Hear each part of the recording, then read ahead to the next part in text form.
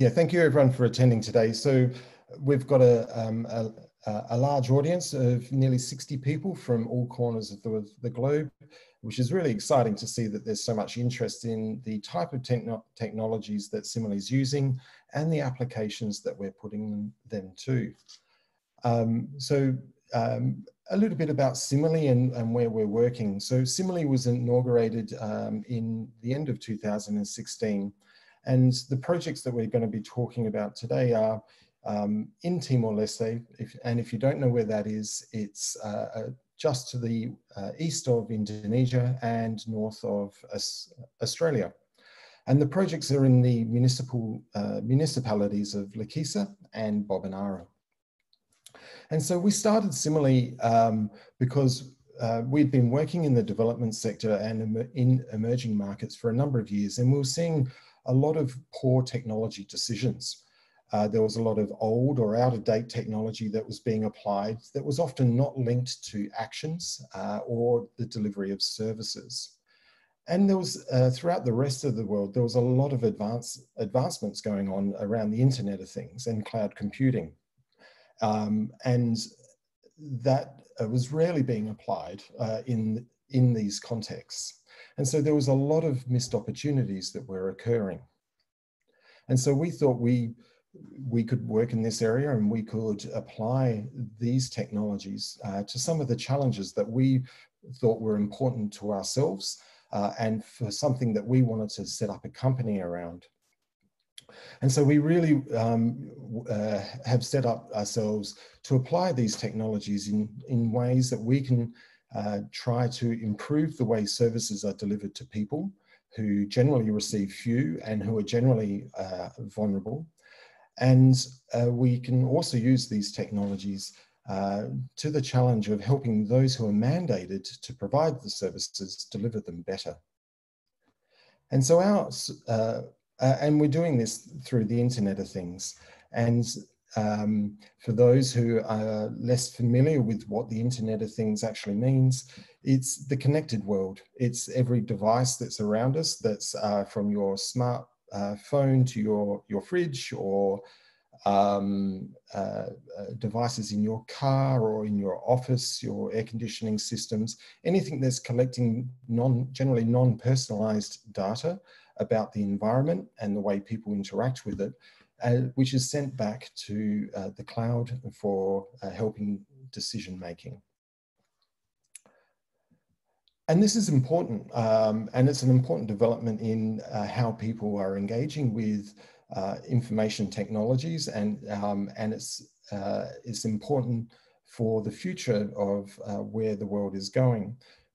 Currently, there is nearly 9 billion connected devices, mobile phones and IoT devices throughout the world, all collecting data, all sending it somewhere. But as we know, most data is not used. Most just sits there idle. And so there's a great opportunity here to actually start collecting it in different ways and for new applications and trying to make differences in people's lives. And so the technologies that Similie is developing are based around two core technologies. One is our cloud platform. It's a configurable platform, has powerful analytics. Data can be visualized instantaneously as it comes in. And most importantly, it's action orientated. So linking back to the point I made before about most data being collected that doesn't get actioned upon, we take the approach that any data that is coming in has to have an output. There has to be a purpose for it. And so the central purpose of one is about actions. Connected to one is our iDevice.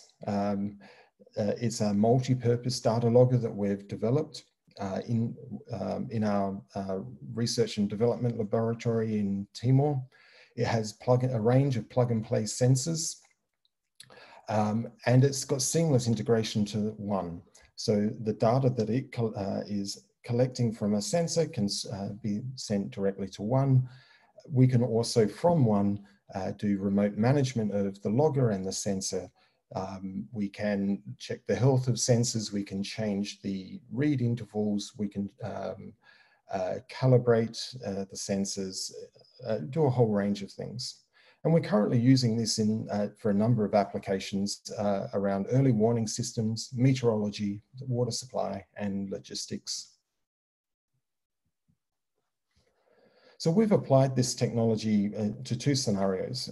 One is for water supply, where with our partner, implementation partner, WaterAid, Timor-Leste, we've installed 6 devices into water supply tanks in Lakisa. These are single and multi-tank systems, and within the tank, we're measuring changes in the water levels. The sensors collect the data, I logs it locally, and then transmits it in real time to one from where the analytics can occur. The other scenario that we've applied the technology is to flood detection. So we've installed water level sensor under a bridge, and we've installed rainfall gauges, a rainfall gauge at the head of the catchment. Both are collecting data, and I is transmitting it in real time to one. This project was done with another implementation partner, World Vision, who were already working in this area, and we used their networks through their DRR programming to implement the technology. So the water supply systems, so the two main results that we're seeing at the moment is that most water supply systems, but not all, show a clear change to in inflows at the commencement of the wet season. And most are showing quite clearly daily water use patterns, but interestingly, all daily water use patterns tend to be very different. And that provides some valuable insights into community water use behaviours.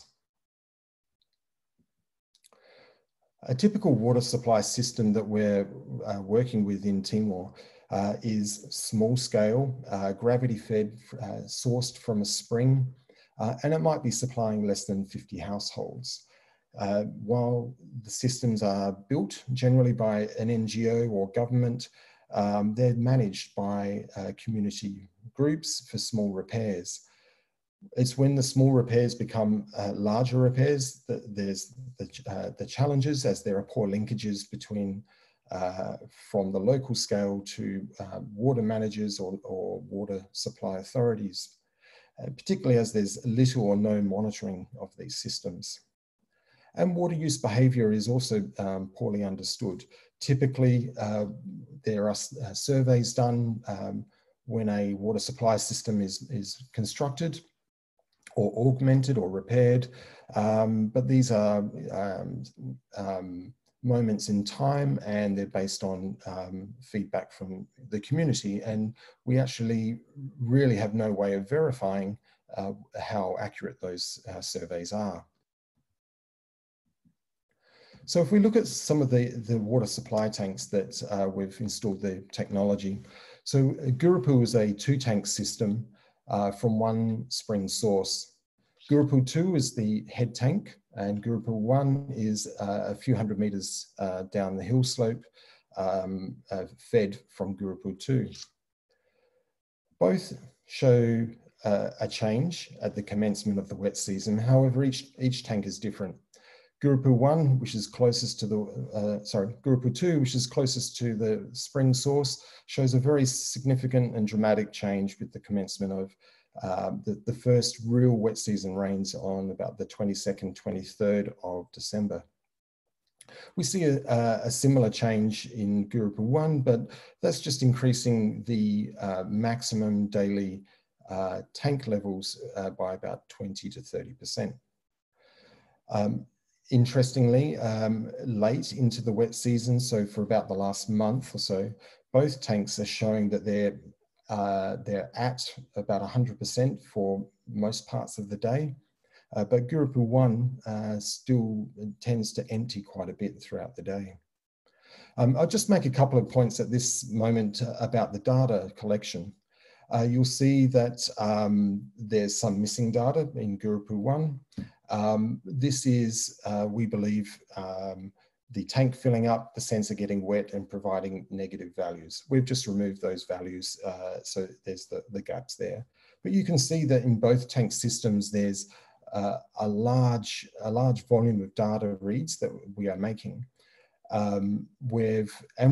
Because this is a research-based pilot project, we've been playing around with the data collection intervals.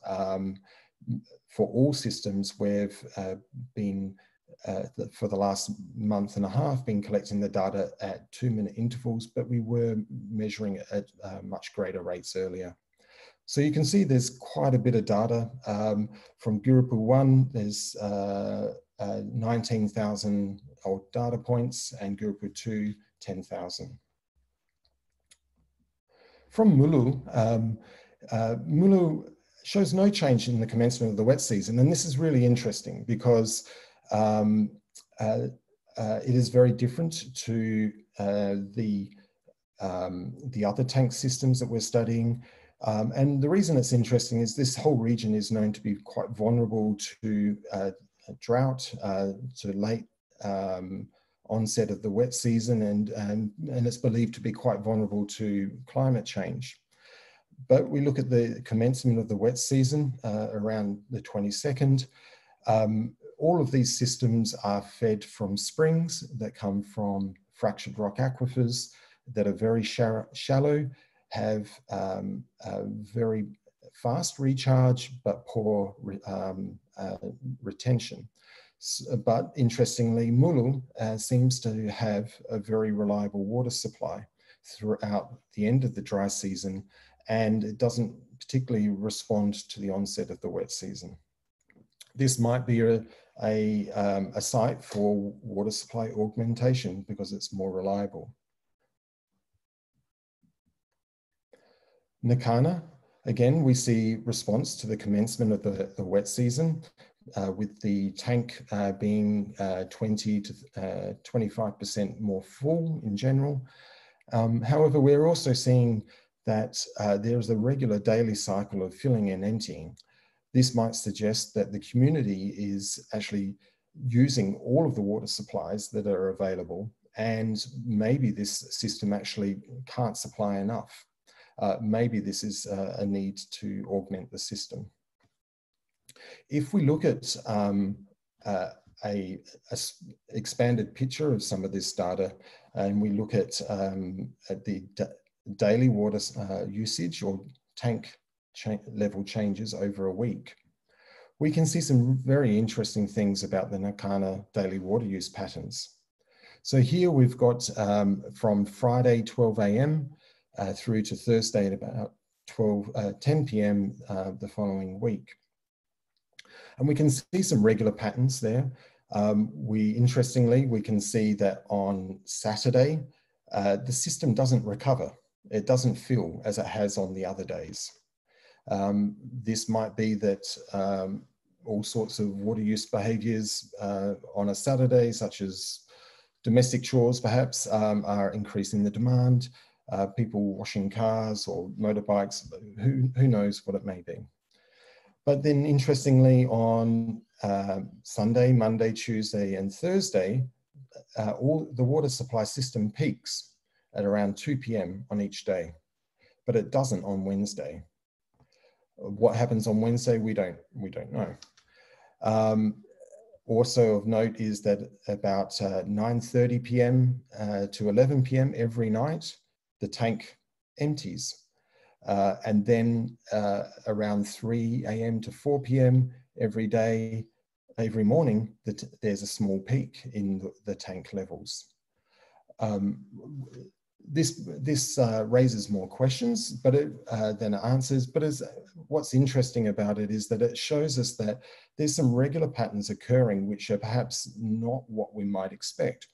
And maybe there's some water use activities occurring at night that might be involve people leaving taps on or other activities. If we look at Gurupu 1 and we expand that out and we look at, there's 15, nearly 2 weeks of daily water usage here in this graph, we can see that there are 2 peaks each day, which are more or less 12 hours apart. We can see that at about 8 p.m. Every 7:30 to 8:30 every night, it peaks and then drops off over the next hour. And then it peaks again in the morning between 6 and 7 a.m. to then drop off and refill through the day. This is, if you recall from one of the first slides, this is the second tank in a 2-tank system. And maybe this is a reflection more of what is the water use activities that are occurring in the first tank rather than what is occurring at this tank.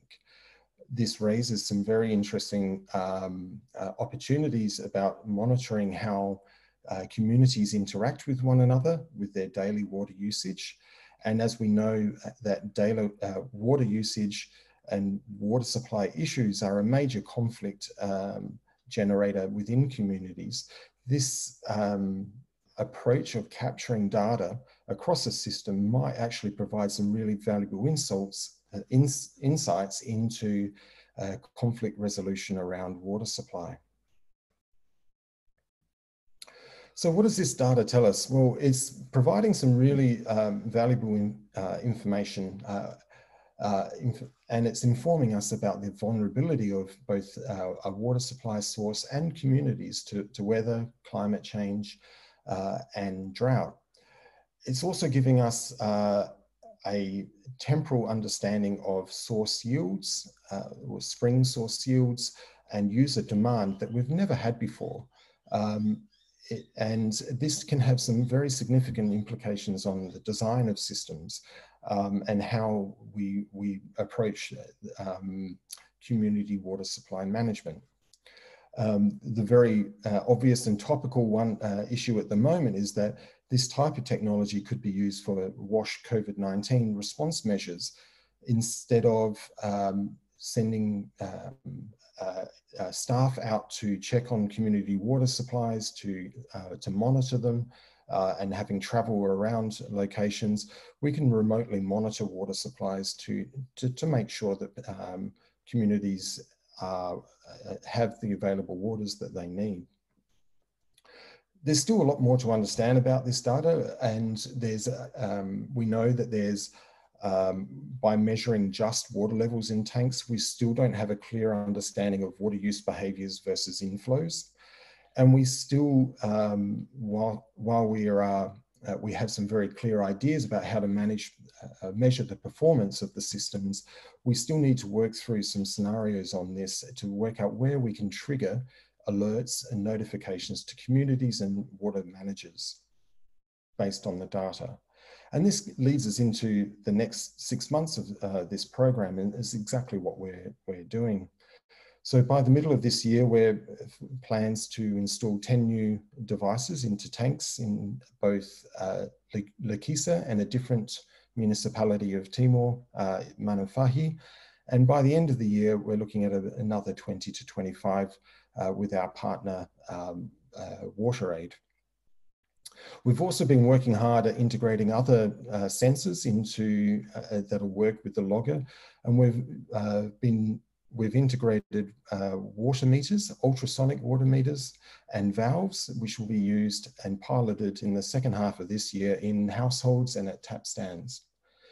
What's amazing about these water meters is that they're non-mechanical, so we are avoiding all of the challenges of calcification and build up in pipes that often render mechanical water meters useless.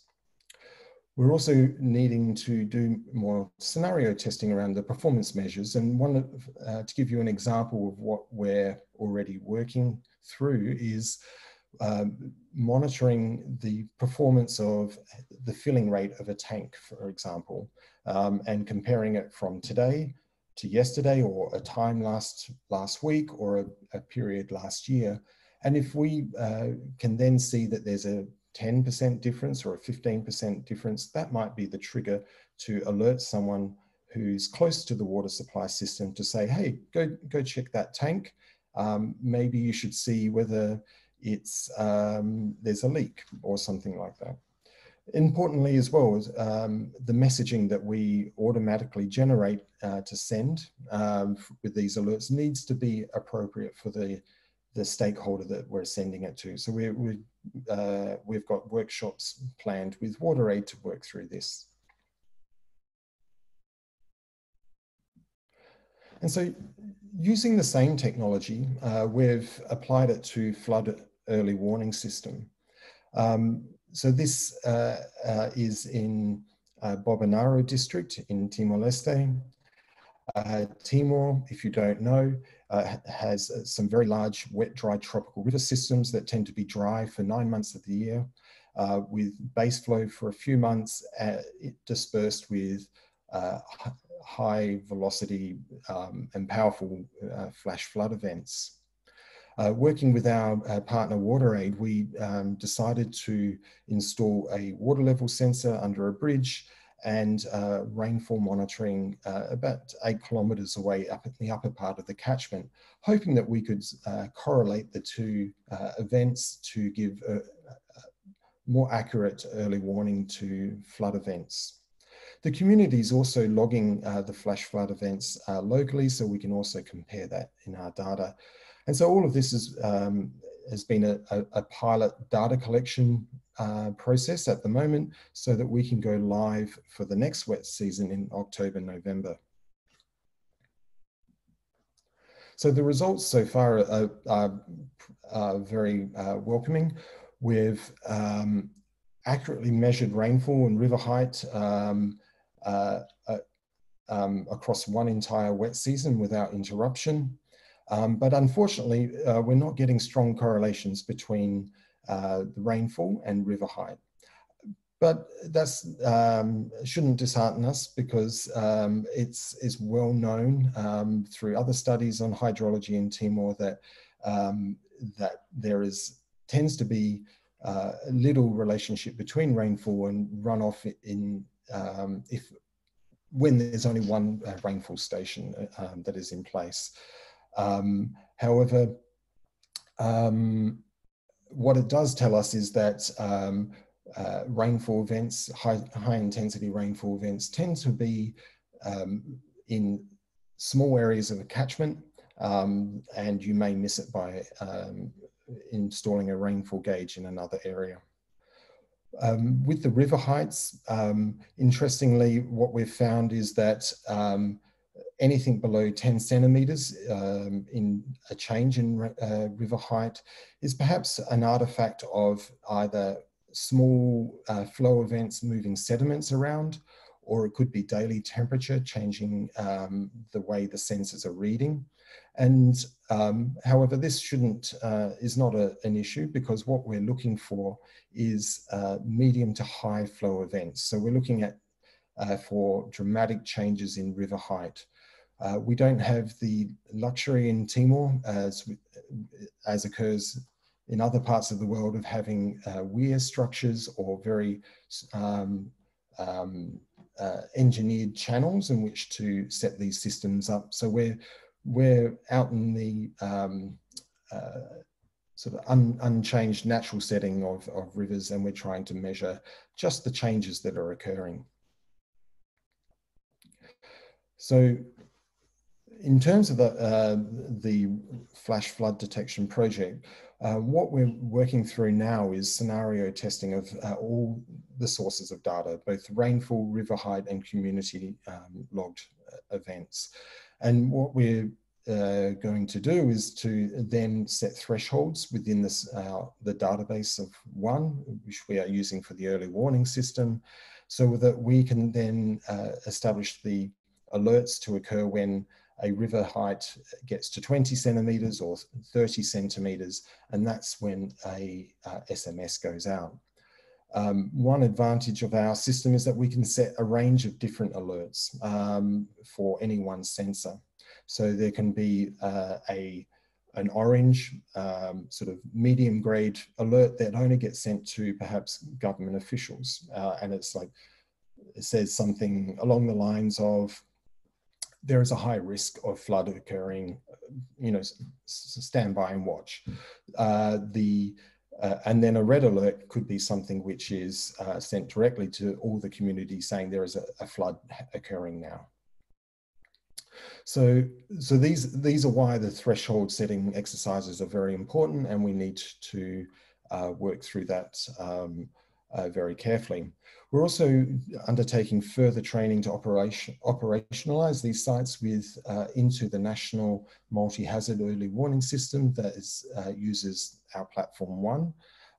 This is being used by the government.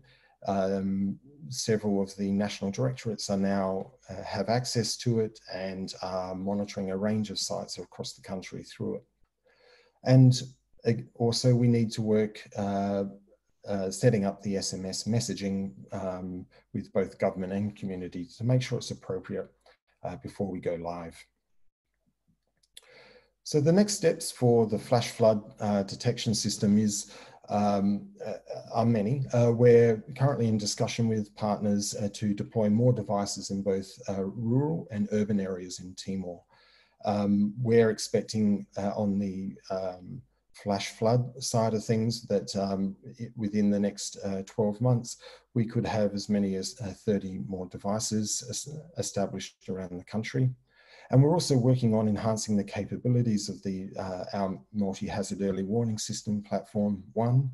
And we're looking at bringing in some of the global climate models from the USA and Europe into the system so we can more accurately provide forecasting from those global climate forecast models into our platform, which link to some of the real-time recorded data on the ground. And a really exciting development has been a grant that we've received with Mercy Corps.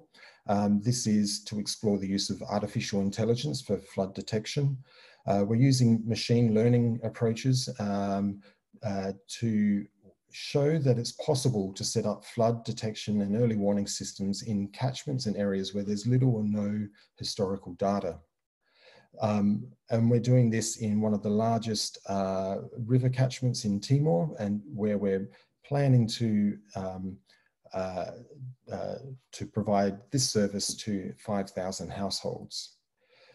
Connected to this project, Similie has also gained a Microsoft AI Earth grant, which we're going to be gives us access to the Microsoft AI team and a whole lot of resources, and it'll contribute greatly to the outcomes of this project in particular. We, on current timelines, are hoping that we'll be able to present more information about this project about this time next year. So some final thoughts. What we hope that this presentation provides you is that it gives you some insight into how we can look at problems differently. There's a lot of literature out there about the challenges of achieving SDG goals 6 and 13 related to water and natural disasters, and about the challenges in using some of the same old approaches, and that we need some paradigm shifts in the way we address these problems. And the IoT technology that we're using has shown that it is very capable at collecting large volumes of data from distant locations reliably and accurately, and at an affordable price. And the opportunity here is now to engage with the community out there, the people you guys who are listening to this presentation, plus other practitioners, to work out how can we use this data to and convert it into decisions and actions that have real benefit and outcomes to communities and governments. Okay, well, thank you very much.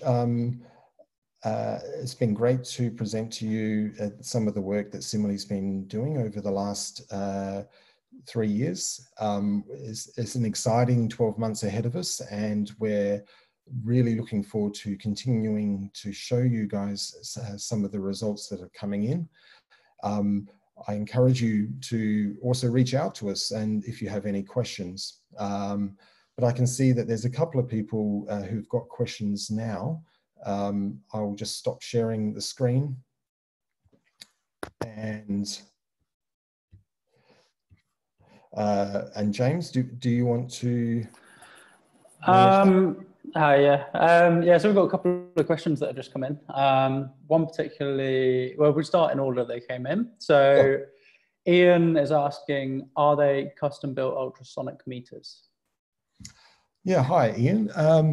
No, they're not. They're we source ultrasonic distance sensors from a supplier who that is all they do. They're very high quality. They're used in industrial applications such as refineries or chemical vats, things like that. So they're very robust, very accurate, and they're commercially available. The challenge is integrating them so that they work in an effective way in this scenario. Cool. And Johan is asking, can you see the questions, Craig? Yeah, I'm looking at them. Okay. So there's the Q&A, but then there's also some coming through on the chat as well.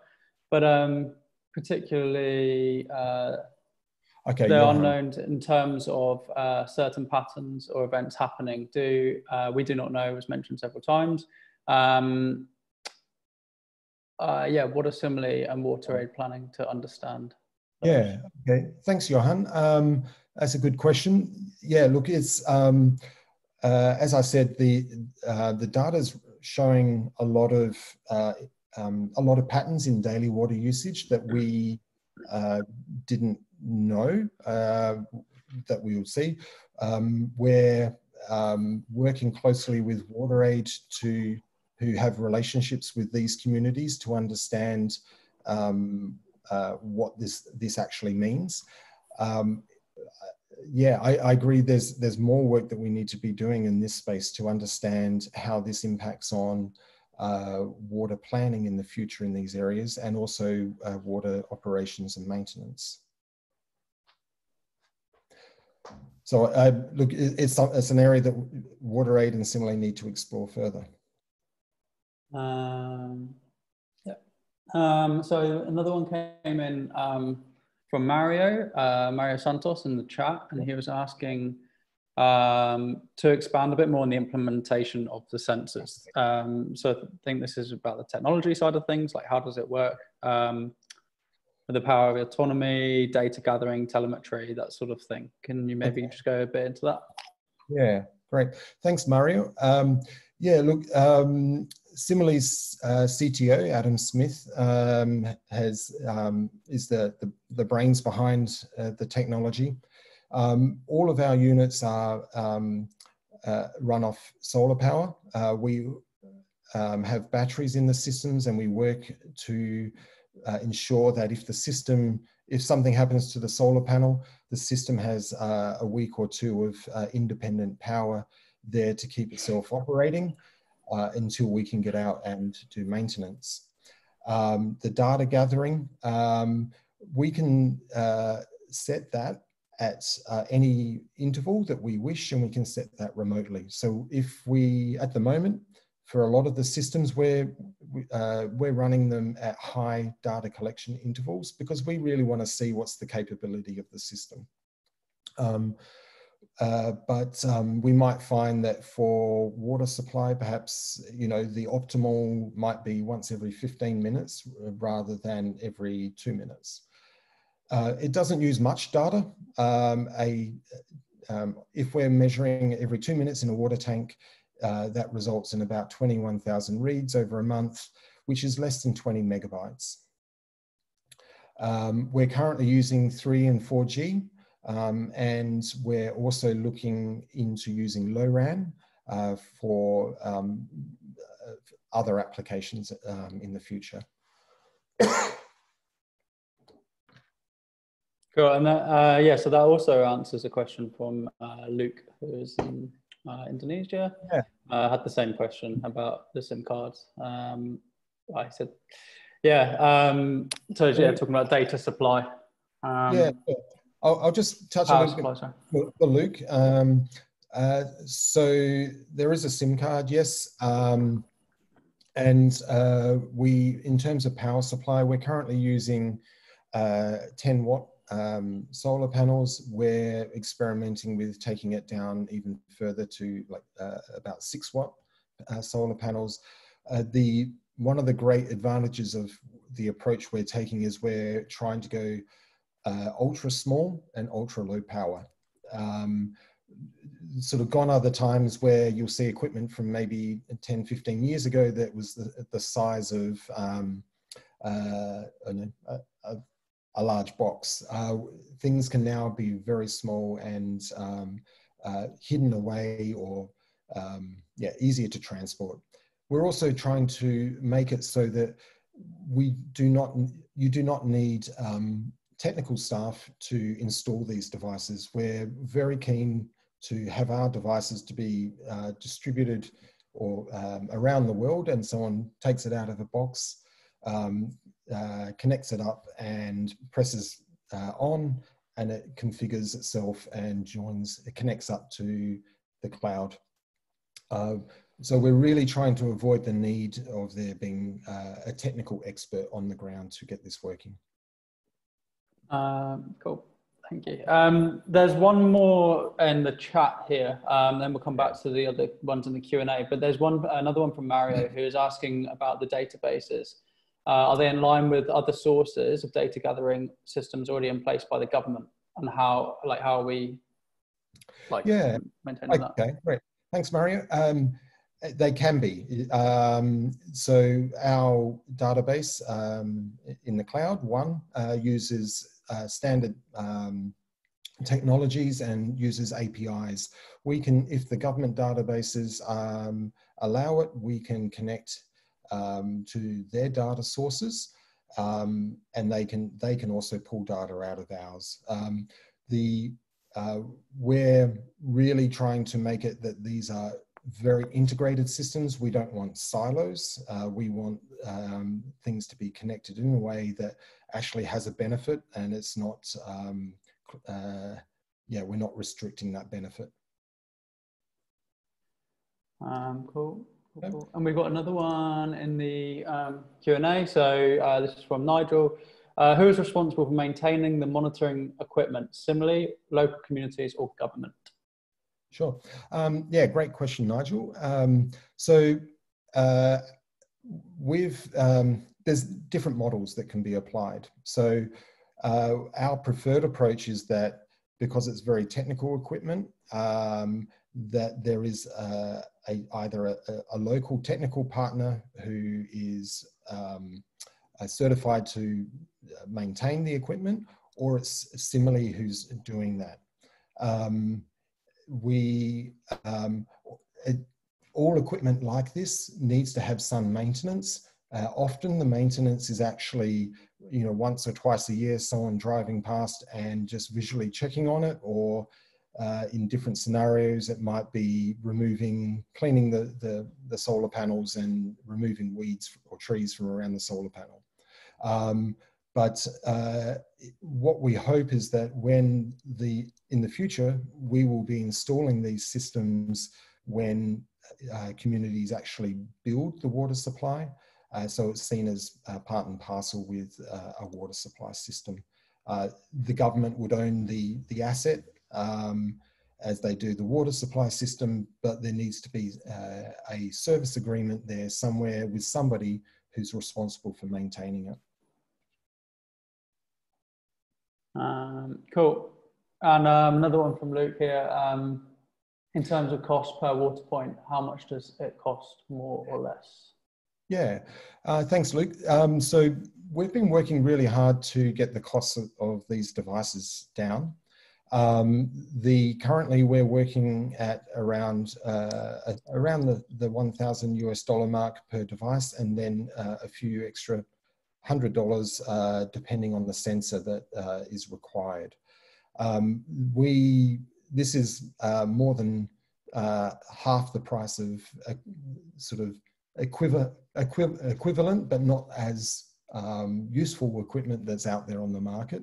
So we know that we're very competitive with this, and there is then a cost of installation, and that is generally just around the transport to the locations and like concrete, etc. And yeah, that really is location specific. Cool. Yeah. So that's the end of the question. Does anybody have any more questions?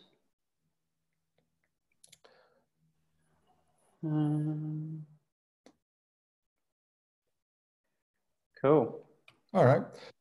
Look, thank you very much, everybody, for attending the webinar. It's been great to have this opportunity to speak to you all.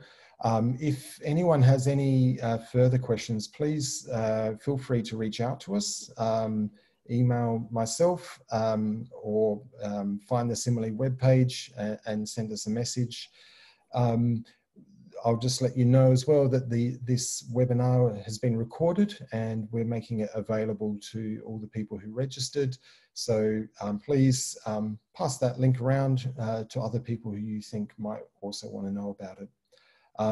Again, thank you very much for your time and have a great day. Thank you, guys. Thank you.